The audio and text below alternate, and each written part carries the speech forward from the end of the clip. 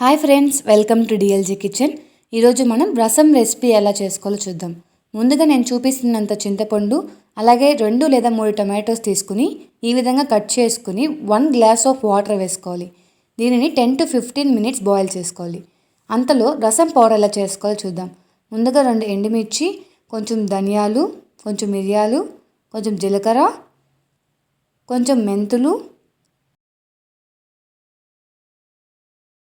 కొంచెం కందిపప్పు, అలాగే ఒక వెల్లుల్లిపాయను తీసుకుని మనం దీనిని పౌడర్ చేసుకోవాలి. మీరు కావాలంటే మిక్సీలో దీన్ని పౌడర్ చేసుకోవచ్చు. నేను ఇక్కడ రోట్లో దంచుకుంటున్నాను. లాస్ట్లో కరివేపాకు వేసుకుని రసం పౌడర్ని ఈ విధంగా తయారు చేసుకోవాలి. 10 to 15 మినిట్స్ తర్వాత స్టవ్ ఆఫ్ చేసుకోవాలి. ఇప్పుడు టొమాటోస్ నేను చూపిస్తున్న విధంగా బాయిల్ అయి ఉంటాయి. ఇప్పుడు దీనిని చల్లారనివ్వాలి. టొమాటోస్ కూల్ అయిన తర్వాత ఇప్పుడు దీనిలో రుచికి సరిపడినంత కల్లుప్పు, అలాగే పసుపు వేసుకుని మిక్స్ చేసుకోవాలి. ఇప్పుడు కొంచెం కొంచెం వాటర్ వేసుకుంటూ ఈ గుజ్జు మొత్తం సపరేట్ చేసుకోవాలి.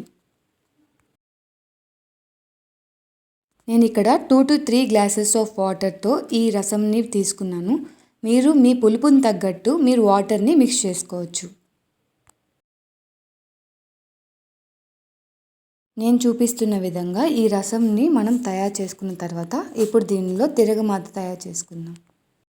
దానికోసం ఒక 4 to 5 టేబుల్ స్పూన్ ఆయిల్ తీసుకుని దాంట్లో 2 ఎండుమిర్చి, కొంచెం కరివేపాకు, అలాగే కొంచెం జీలకర్ర, ఆవాలు వేసుకుని దీన్ని ఫ్రై చేసుకోవాలి.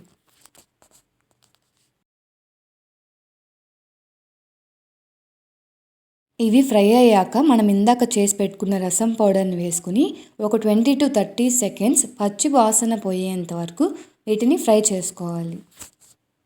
ఇవి ఫ్రై అయిన తర్వాత మనం దీనిని రసంలోకి ట్రాన్స్ఫర్ చేసుకుని మిక్స్ చేసుకోవాలి.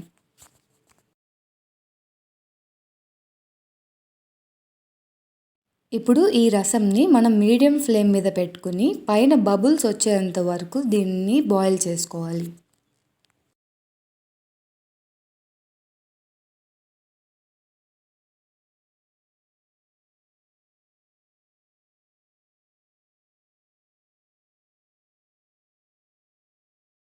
ఇప్పుడు నేను చూపిస్తున్న విధంగా బబుల్స్ వచ్చేంత వరకు మనం ఈ రసంని బాయిల్ చేసుకోవాలి.